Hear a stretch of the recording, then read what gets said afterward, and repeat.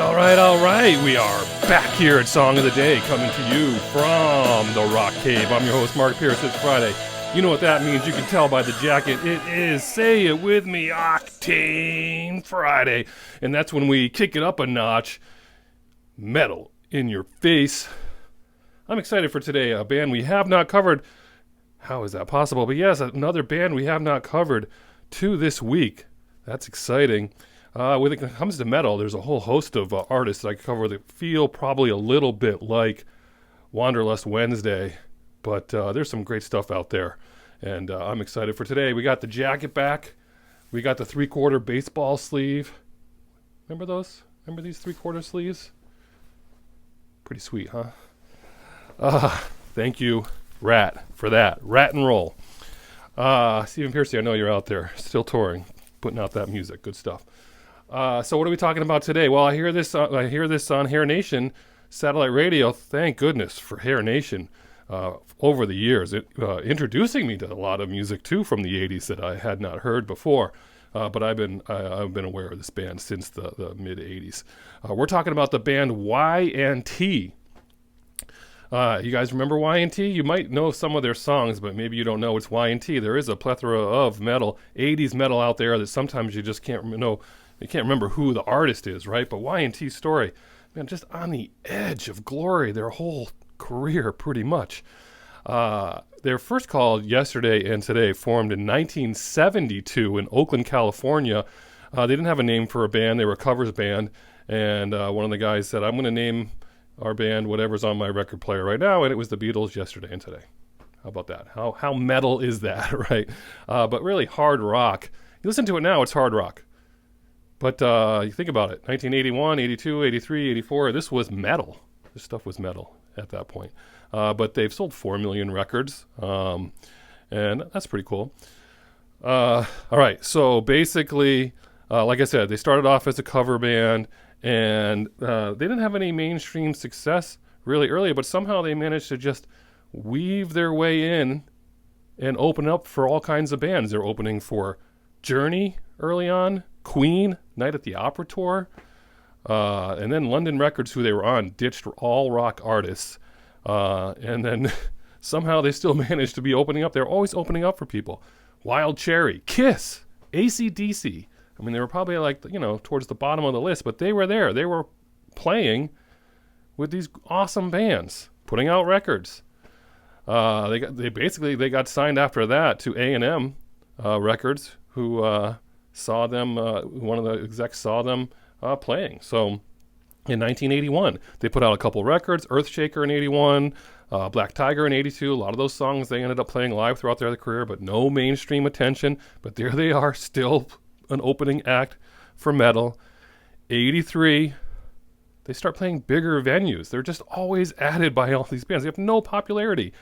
They're playing stadiums. They're opening for AC/DC, Alice Cooper, Twisted Sister, Motley Crue, Maiden, Dio, ZZ Top, Marillion. Well, how does Marillion fit in there? And then finally, their third album on A&M, Mean Streak in 1983, gets some airplay.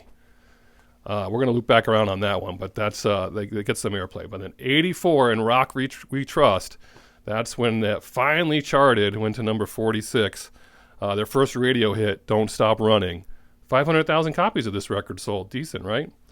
And around that time, Dr. Pepper used their song She's a Liar in one of their ads. And then they're opening for Rush, Whitesnake, Maiden, Dio, Rat, Twisted, Night Ranger. Remember how big Night Ranger was? And by 84, they're playing Monsters of Rock. But still, like I said, they're on the sides. They're opening. They're on the side stages. 85, Summertime Girls. Only studio track on a live album they put out, and that is their heavy rotation MTV hit. It went to number 55, still played to this day on Hair Nation. Again, there they are, opening for big bands. In 85, they're opening for Aerosmith, think about that, and Motley Crue. Huge. That's huge, right? But still, it's kind of like, I'm surprised I didn't see them open for when I was going to see these bands, because I think I saw White Lion like 4 times. Couldn't it have been Y&T? That would have been awesome. No label support. Their label just A&M just didn't know what to do with these guys, but they just kept plugging along, putting out records. They changed to Geffen in '86, lineup changes, all that kind of stuff. Tragedy, all stuff. But 1990, they put out a great video, Don't Be Afraid of the Dark. Again, right when grunge is coming out, didn't go anywhere. But a great video. We'll post some of these below. And over the years, lots happened. There's only one surviving member left, the lead guitarist, founding member, Dave Minichetti. Anyway, so Y&T, you know these songs. And for me, song of the day, you think it might be Summertime Girls, which is a great song. But for me, it's all about Mean Streak. Mean Streak is the one I heard this week, and I was like, we're doing this band. And that's great, from '83. That's your song of the day. Again, we're going to post a bunch of stuff below. But Y&T, yesterday and today, I'm pretty sure they played my hometown Stafford Springs at a small bar there sometime in the early 2000s, somewhere around there. I'm pretty sure John White told me about that or was talking about that. I might be making that up, but I know that he was a fan in the 80s. He's the one person I know who was a Y&T fan. But again, interesting when you listen to the music now, it's just hard rock, it's not metal, right? So what do you guys think? Play some Y&T today, yesterday and today.